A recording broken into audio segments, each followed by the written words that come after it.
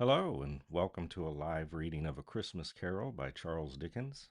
My name is Kevin Kidd, and I'll be narrating tonight's story. Before we begin, let me briefly explain what you can expect. I'll be reading Charles Dickens' A Christmas Carol in its entirety over 5 parts. Each part will run about 45 minutes, and there will be a 5-minute intermission about halfway through the chapter. I encourage you to leave comments during the stream, and after we return from the intermission, I may read a few before we continue the story. If you'd like to read along, a free PDF of the book is linked in the description because A Christmas Carol is in the public domain. So, without further ado,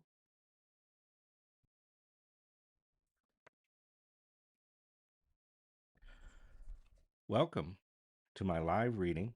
This is A Christmas Carol by Charles Dickens, Chapter 1.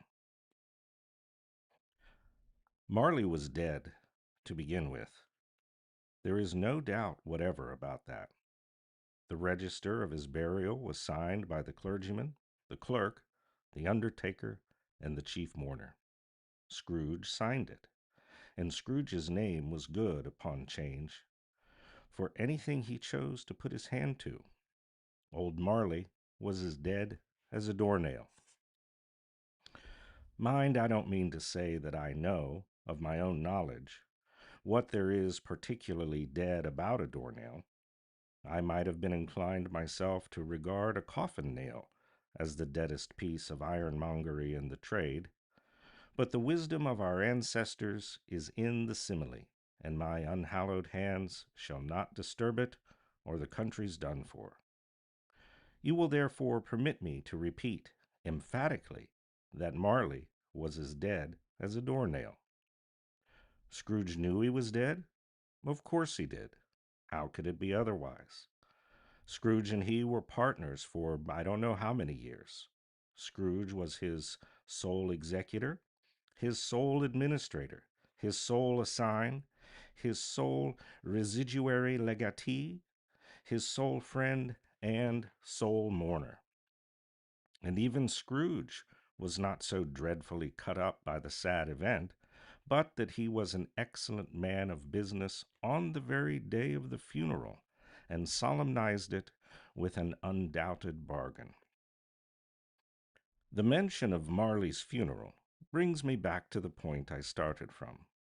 There is no doubt that Marley was dead. This must be distinctly understood, or nothing wonderful can come of the story I am going to relate.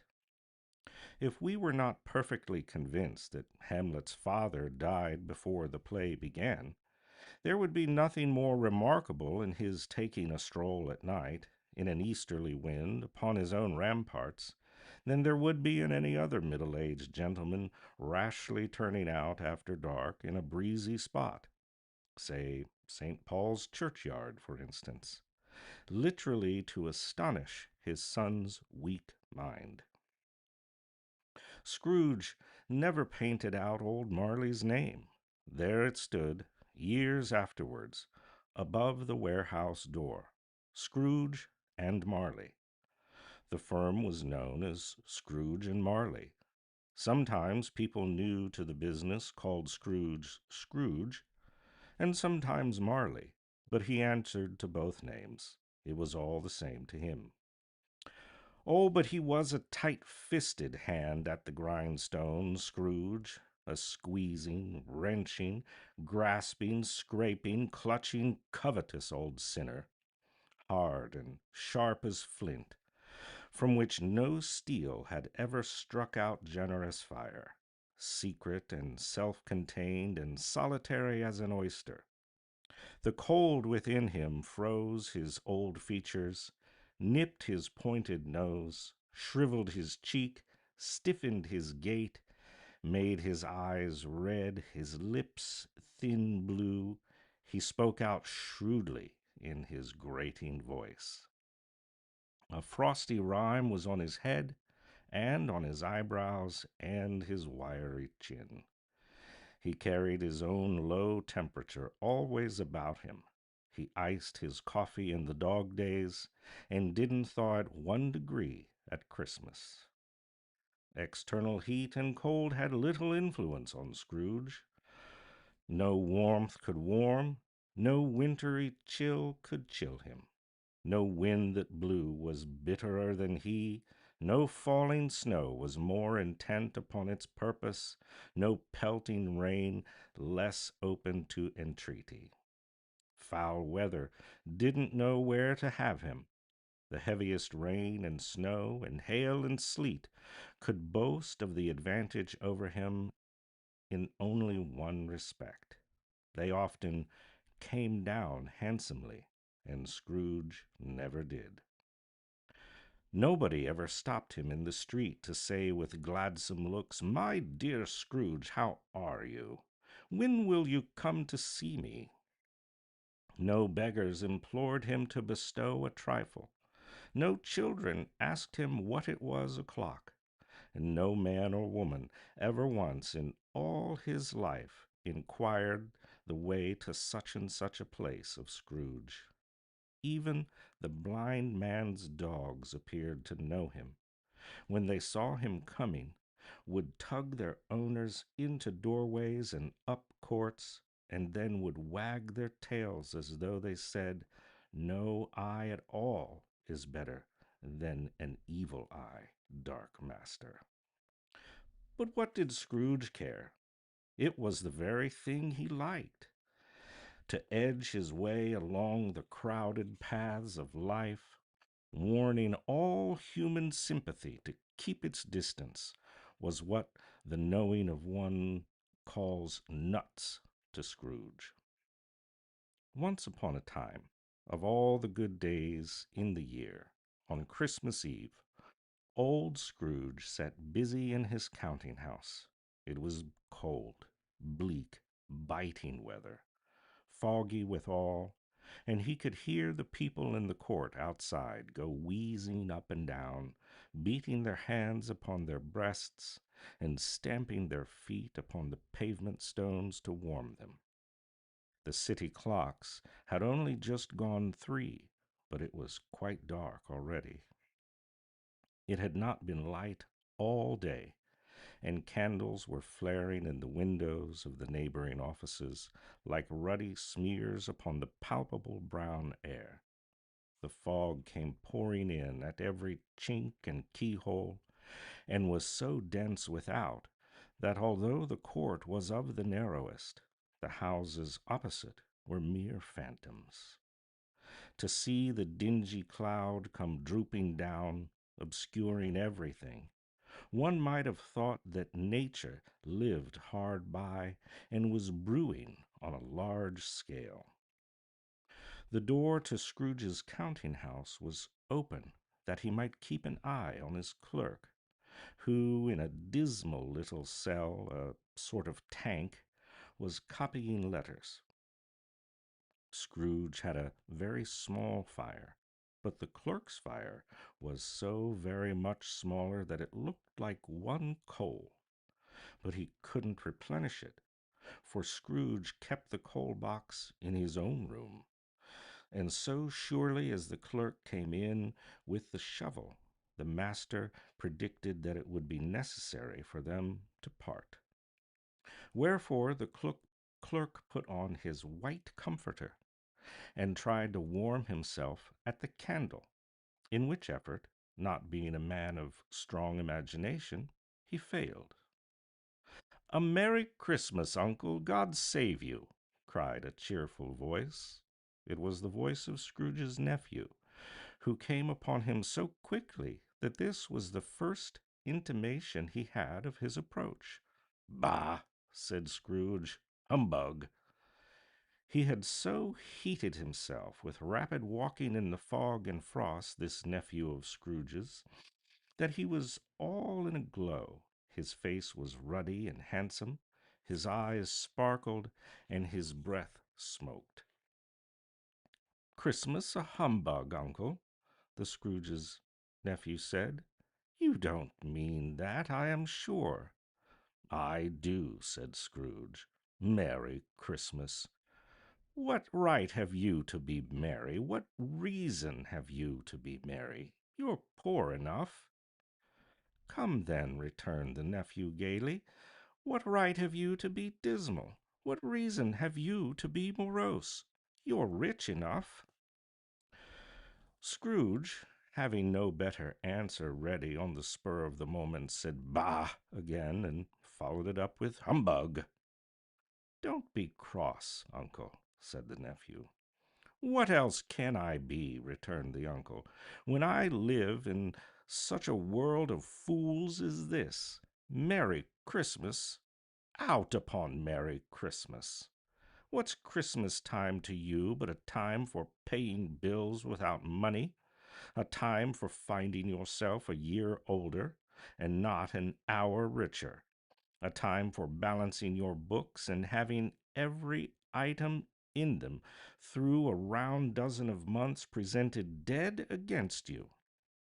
If I could work my will, said Scrooge indignantly, every idiot who goes about with Merry Christmas on his lips should be boiled in his own pudding and buried with a stake of holly through his heart, he should. Uncle, pleaded the nephew. Nephew, returned the uncle sternly, keep Christmas in your own way, and let me keep it in mine.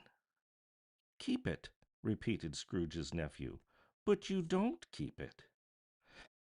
Let me leave it alone, then, said Scrooge. Much good may it do you, much good it has ever done you. There are many things from which I might have derived good, by which I have not profited, I dare say, returned the nephew. Christmas among the rest.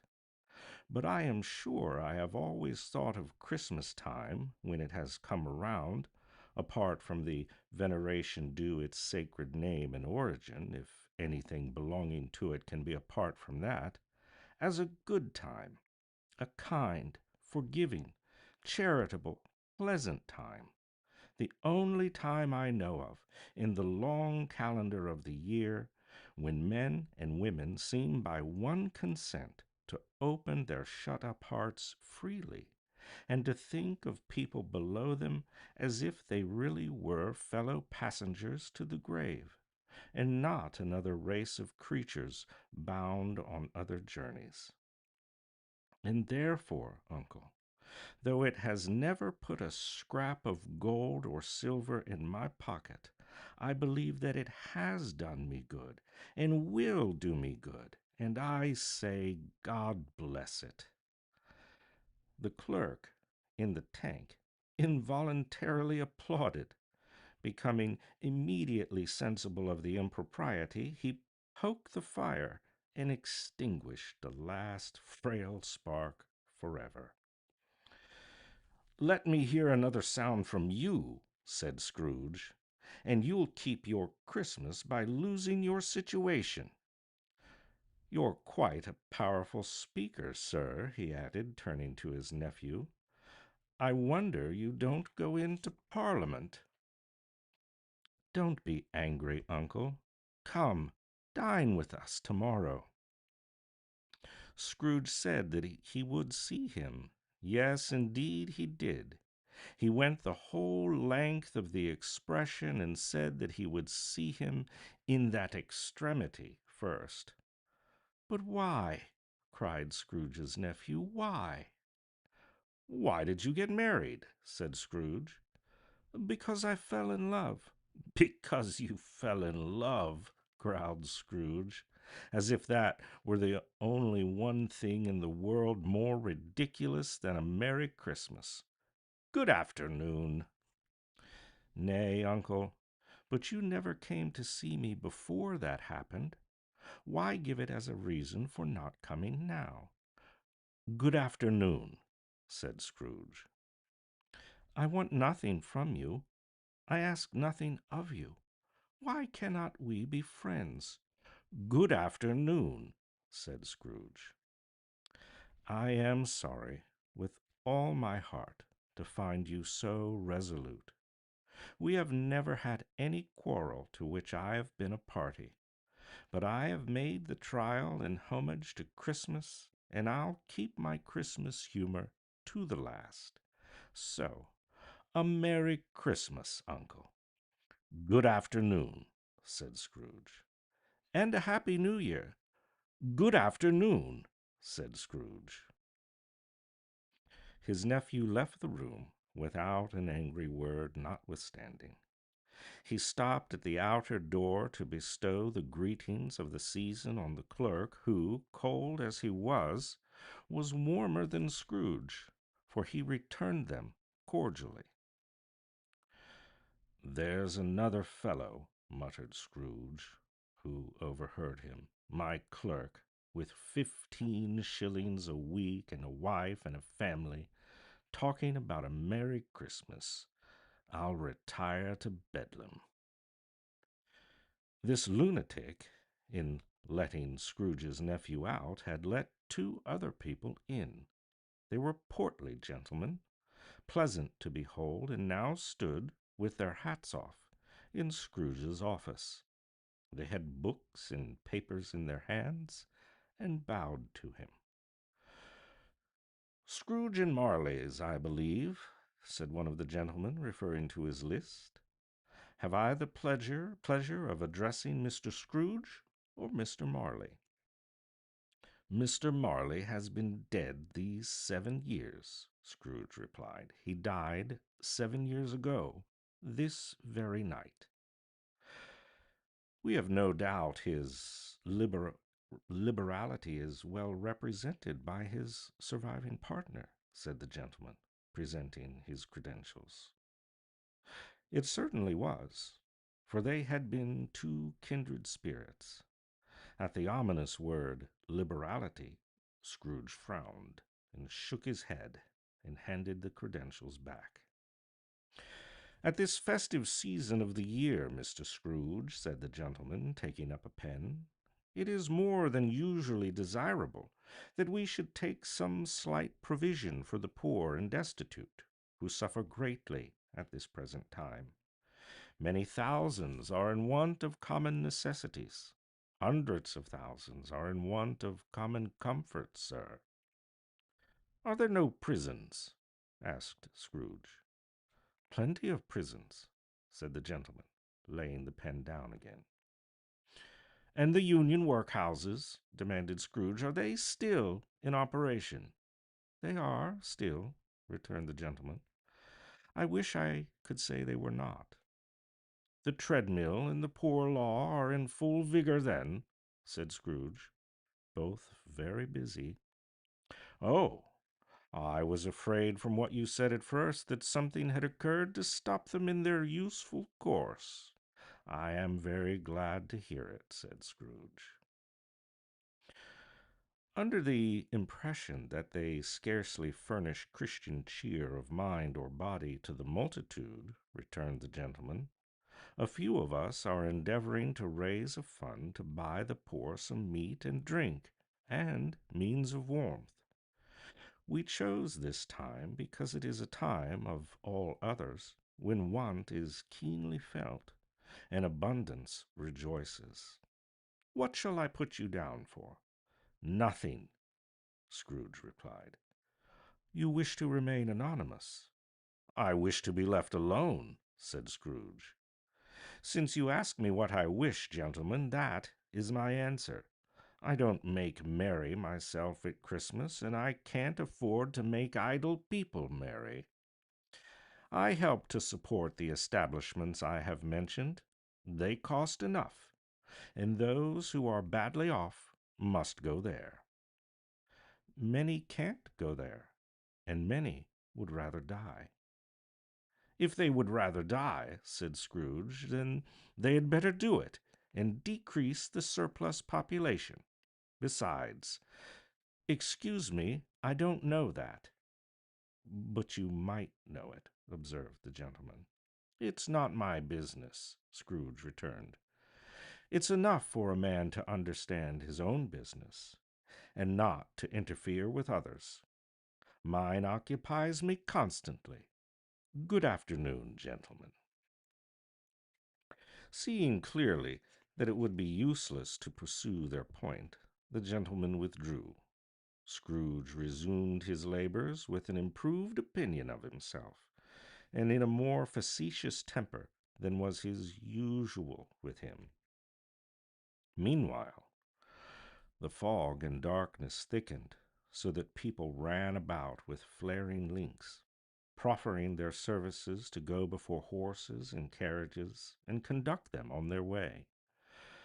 The ancient tower of a church, whose gruff old bell was always peeping slyly down at Scrooge out of a Gothic window in the wall, became invisible, and struck the hours and quarters in the clouds with tremulous vibrations afterwards, as if its teeth were chattering in its frozen head up there. The cold became intense. In the main street, at the corner of the court, some laborers were repairing the gas pipes and had lighted a great fire, and the clerk, with the long ends of his white comforter dangling below his waist, for he boasted no great coat, went down a slide on Cornhill at the end of a lane of boys 20 times in honor of it being Christmas Eve, and then ran home to Camden Town as hard as he could pelt to play blind man's bluff. Scrooge took his melancholy dinner with his usual melancholy tavern, and having read all the newspapers and beguiled the rest of the evening with his banker's book, went home to bed. He lived in chambers which had once belonged to his deceased partner. They were a gloomy suite of rooms in a lowering pile of building up a yard, where it had so little business to be that one could scarcely help fancying it must have run there when it was young, playing hide and seek with other houses, and have forgotten the way out again. It was old enough now, and dreary enough, for no one lived in it but Scrooge, the other rooms being all let out as offices. The yard was so dark that even Scrooge, who knew it every stone, was fain to grope with his hands. The fog and frost so hung about the black old gateway of the house that it seemed as if the genius of the weather sat in mournful meditation on the threshold. Now, it is a fact that there was nothing at all peculiar about the knocker on the door, except that it was very large. It is also a fact that Scrooge had seen it night and morning during his whole residence in that place. Also, that Scrooge had as little of what is called fancy about him as any man in the city of London, even including, which is a bold word, the corporation, aldermen, and livery. Let it also be borne in mind that Scrooge had not bestowed one thought on Marley since his last mention of his 7 years dead partner that afternoon. And then let any man explain to me, if he can, how it happened that Scrooge, having his key in the lock of the door, saw in the knocker, without its undergoing any intermediate process of change, not a knocker, but Marley's face. Now that Scrooge has seen Marley's face in the door knocker, we'll take our 5-minute intermission. See you in a bit.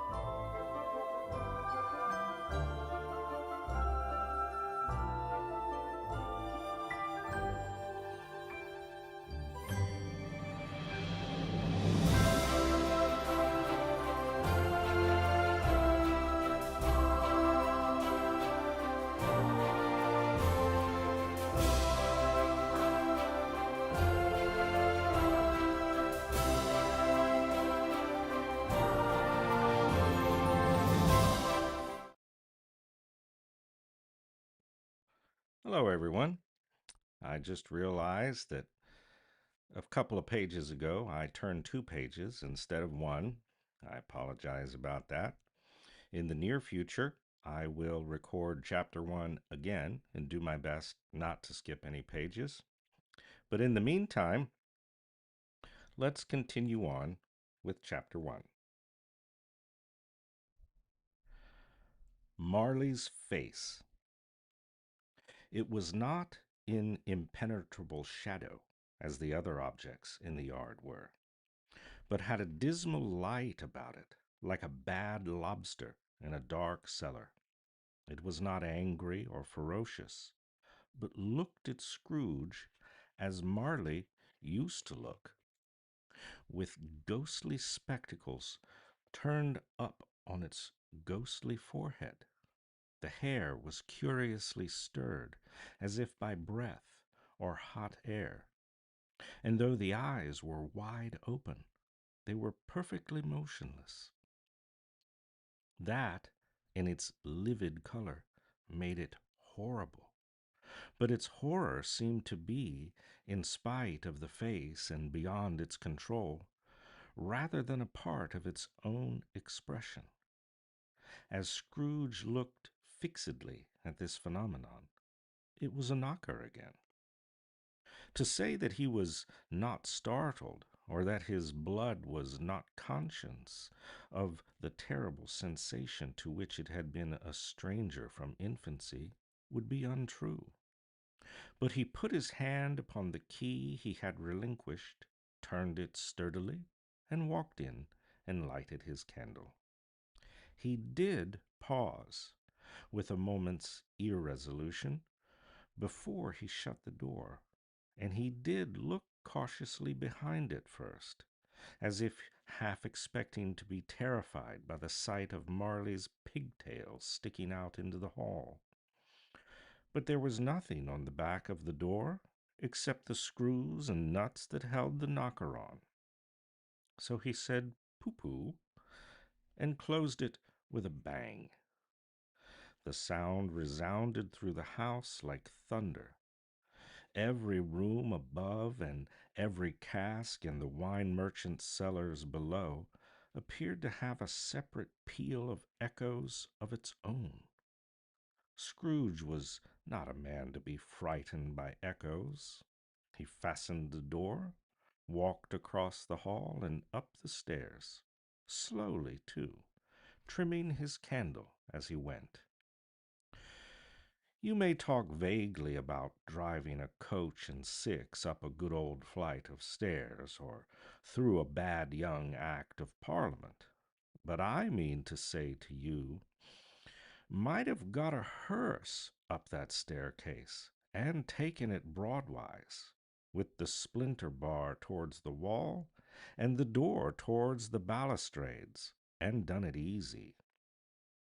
There was plenty of width for that and room to spare, which is perhaps the reason why Scrooge thought he saw a locomotive hearse going on up before him in the gloom. Half a dozen gas lamps out of the street wouldn't have lighted the entry too well, so you may suppose that it was pretty dark with Scrooge's dip. Up Scrooge went, not caring a button for that. Darkness is cheap, and Scrooge liked it. But before he shut his heavy door, he walked through his rooms to see that all was right. He had just enough recollection of the face to desire to do that.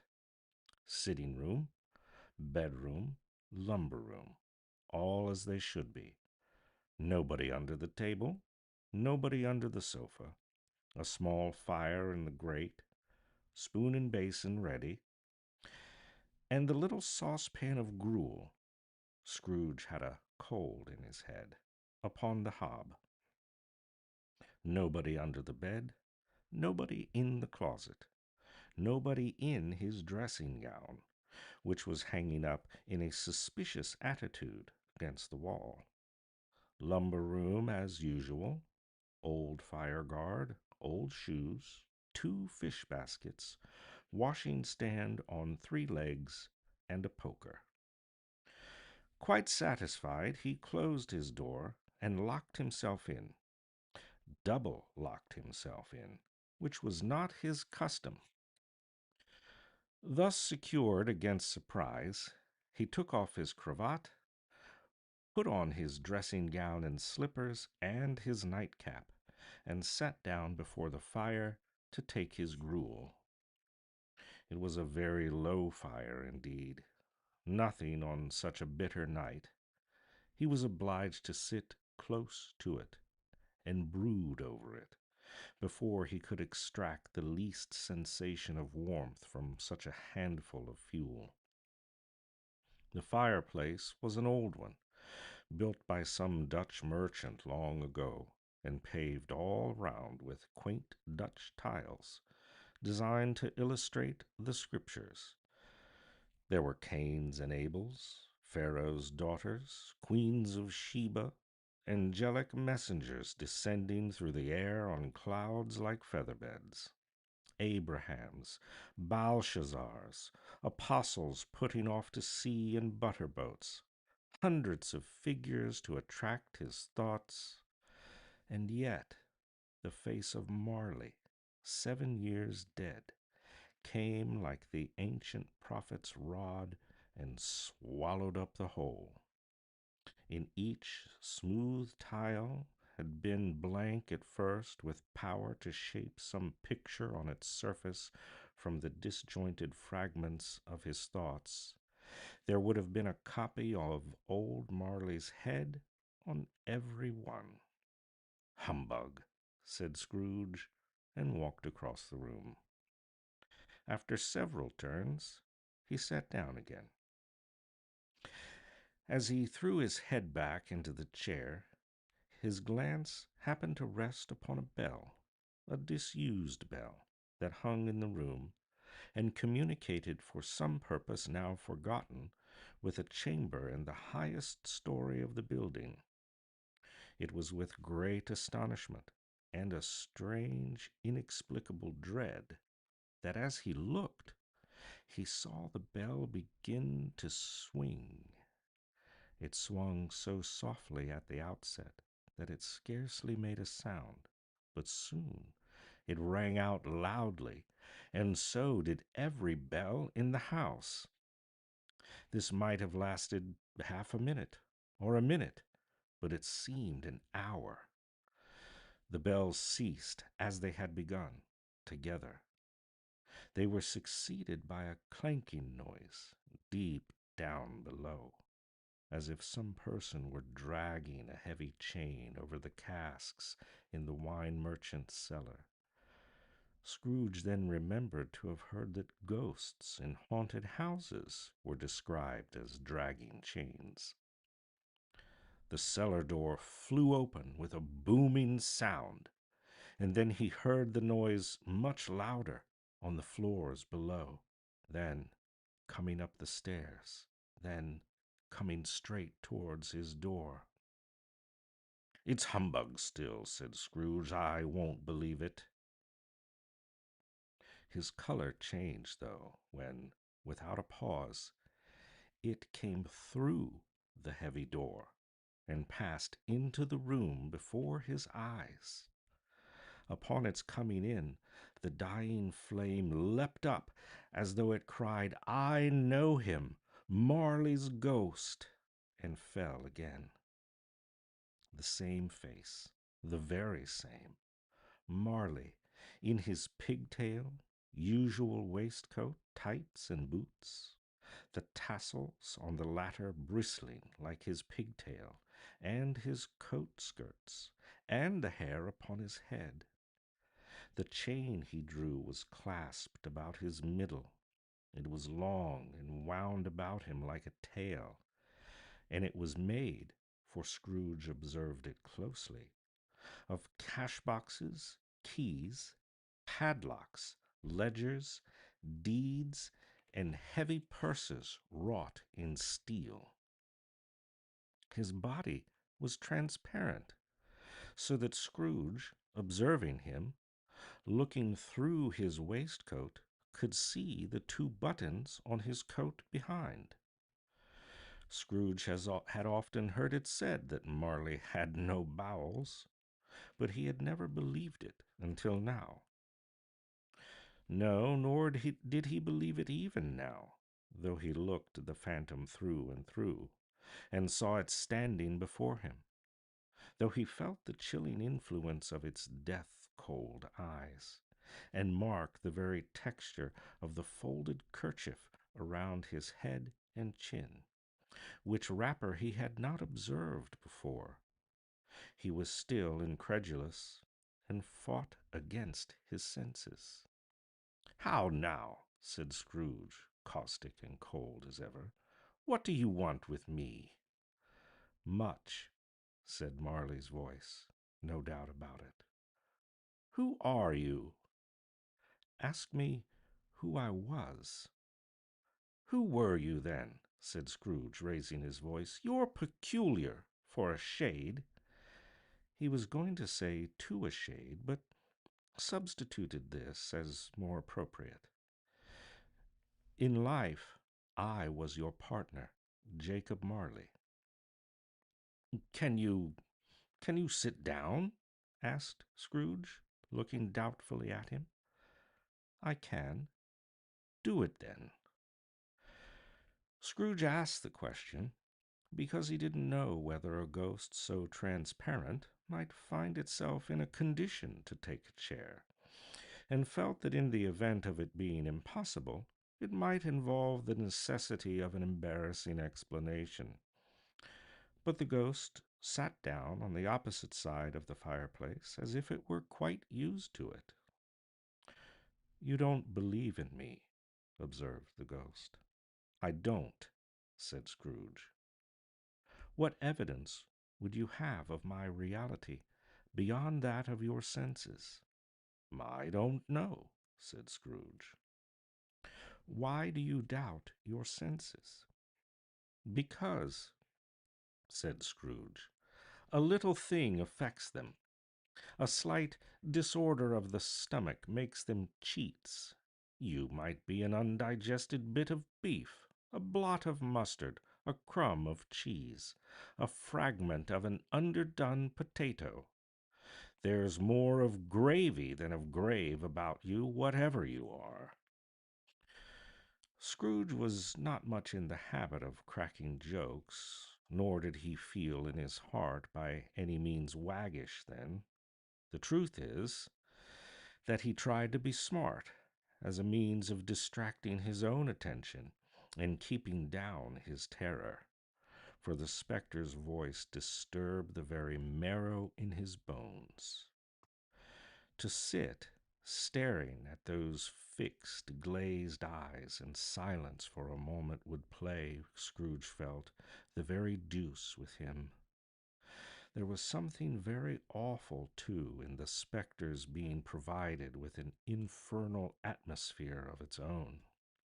Scrooge could not feel it himself, but this was very clearly the case.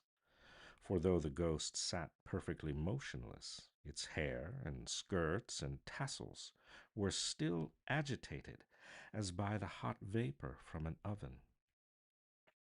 "You see this toothpick," said Scrooge, returning quickly to the charge, for the reason just assigned, and wishing, though it were only for a second, to divert the vision's stony gaze from himself. "I do," replied the ghost. "You're not looking at it," said Scrooge. "But I see it," said the ghost, notwithstanding. "Well," returned Scrooge, "I have but to swallow this, and be for the rest of my days persecuted by a legion of goblins, all of my own creation. Humbug, I tell you, humbug!"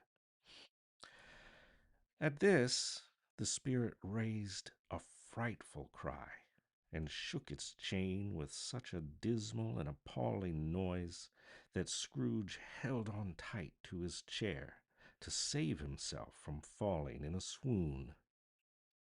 But how much greater was his horror when the phantom, taking the bandage round its head as if it were too warm to wear indoors. Its lower jaw dropped down upon its breast. Scrooge fell upon his knees and clasped his hands before his face. "Mercy," he said, "dreadful apparition, why do you trouble me?"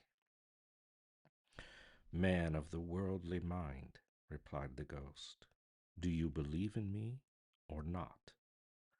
"I do," said Scrooge. "I must.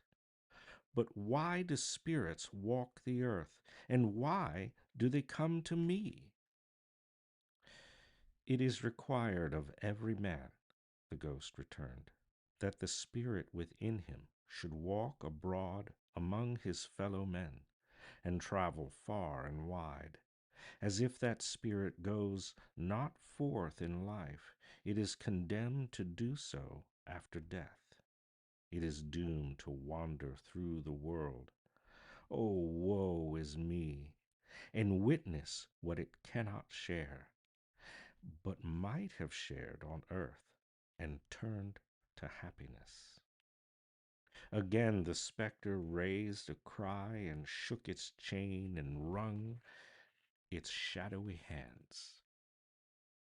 "You are fettered," said Scrooge, trembling. "Tell me why." "I wear the chain I forged in life," replied the ghost. "I made it link by link and yard by yard. I girded it on of my own free will, and of my own free will I wore it. It is its pattern strange to you?" Scrooge trembled more and more. "Or would you know," pursued the ghost, "the weight and length of the strong coil you bear yourself? It was full as heavy and as long as this 7 Christmases ago. You have labored on it since. It is a ponderous chain." Scrooge glanced about him on the floor, in the expectation of finding himself surrounded by some 50 or 60 fathoms of iron cable, but he could see nothing. "Jacob," he said imploringly, "old Jacob Marley, tell me more. Speak comfort to me, Jacob." "I have none to give," the ghost replied. "It comes from other regions, Ebenezer Scrooge, and is conveyed by other ministers to other kinds of men. Nor can I tell you what I would. A very little more is all permitted to me. I cannot rest. I cannot stay. I cannot linger anywhere. My spirit never walked beyond our counting house. Mark me. In life my spirit never roved beyond the narrow limits of our money-changing hole, and weary journeys lie before me." It was a habit with Scrooge, whenever he became thoughtful, to put his hands in his breeches pockets. Pondering on what the ghost had said, he did so now, but without lifting up his eyes or getting off his knees. "You must have been very slow about it, Jacob," Scrooge observed in a businesslike manner, though with humility and deference. "Slow," the ghost repeated.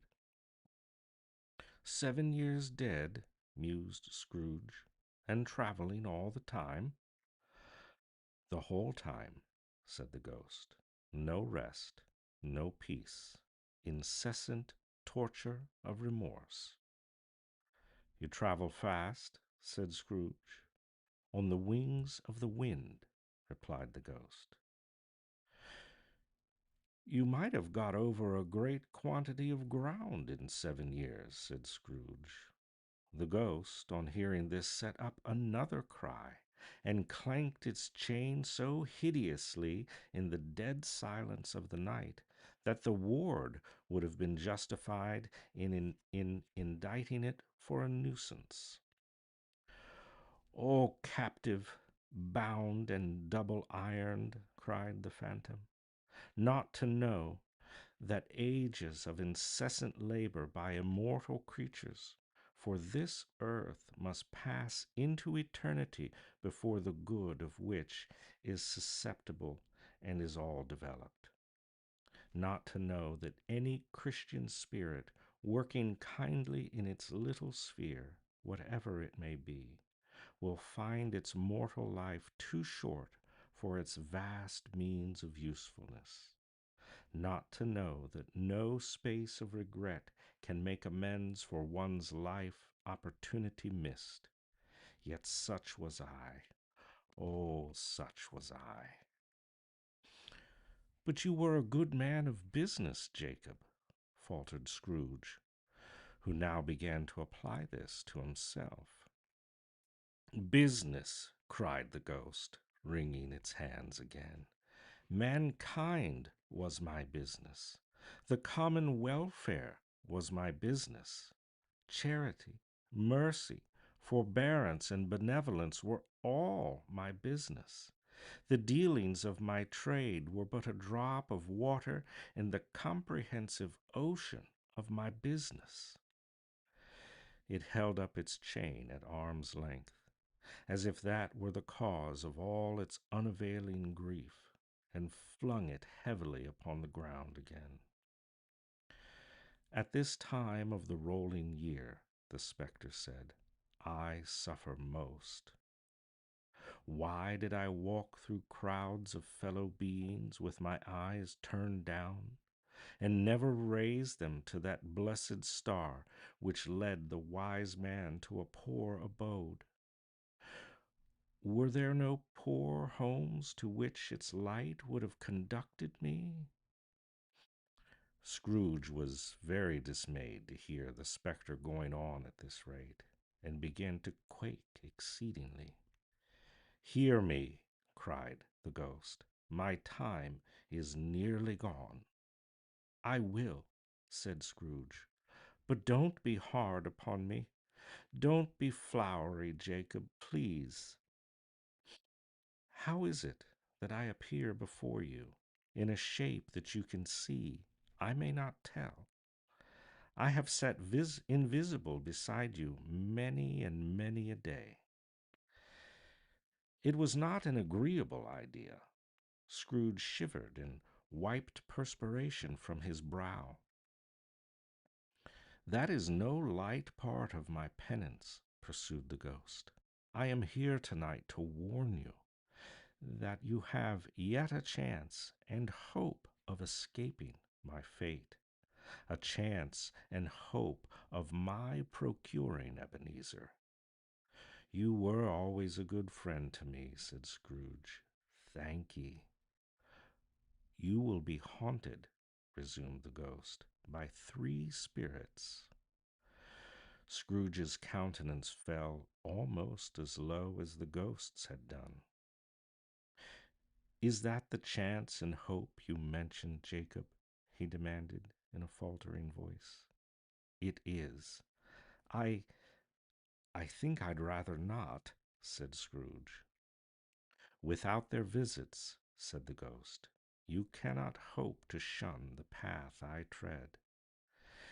Expect the first tomorrow, when the bell tolls 1. Couldn't I take 'em all at once and have it over, Jacob? Hinted Scrooge. Expect the second on the next night at the same hour. The third upon the next night when the last stroke of 12 has ceased to vibrate. Look to see me no more, and look that, for your own sake, you remember what has passed between us. When it had said these words, the spectre took its wrapper from the table, bound it round its head as before.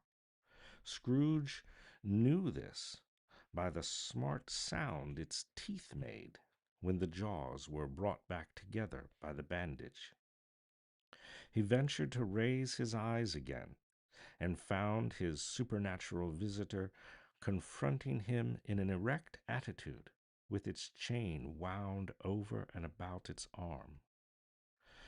The apparition walked backward away from him, and at every step it took, the window raised itself a little, so that when the spectre reached it, it was wide open. It beckoned Scrooge to approach, which he did. When they were within 2 paces of each other, Marley's ghost held up its hand, warning him to come no nearer. Scrooge stopped, not so much in obedience as in surprise and fear, for on the raising of the hand he became sensible of confused noises in the air, incoherent sounds of lamentation and regret, wailing, inexpressibly sorrowful and self accusatory. The spectre, after listening for a moment, joined in the mournful dirge and floated out upon the bleak, dark night. Scrooge followed to the window, desperate in his curiosity. He looked out. The air filled with phantoms wandering hither and thither in restless haste, and moaning as they went. Every one of them wore chains like Marley's ghosts. Some few, they might be guilty governments, were linked together. None were free. Many he had been personally known to Scrooge in their lives. He had been quite familiar with one old ghost in a white waistcoat with a monstrous iron safe attached to its ankle, who cried piteously at being unable to assist a wretched woman with an infant whom it saw below upon a doorstep. The misery with them all was clearly that they sought to interfere for good in human matters and had lost that power forever. Whether these creatures faded into mist or mist enshrouded them, he could not tell, but they and their spirit voices faded together, and the night became as it had been when he walked home. Scrooge closed the window and examined the door by which the ghost had entered. It was double locked as he had locked it with his own hands, and the bolts were undisturbed. He tried to say humbug, but stopped at the first syllable. And being, from the emotion he had undergone, or the fatigues of the day, or his glimpse of the invisible world, or the dull conversation of the ghost, or the lateness of the hour, much in need of repose, went straight to bed without undressing, and fell asleep upon the instant. This has been Chapter 1 of A Christmas Carol. Thanks for reading along, and I hope to see you this Sunday for Chapter 2.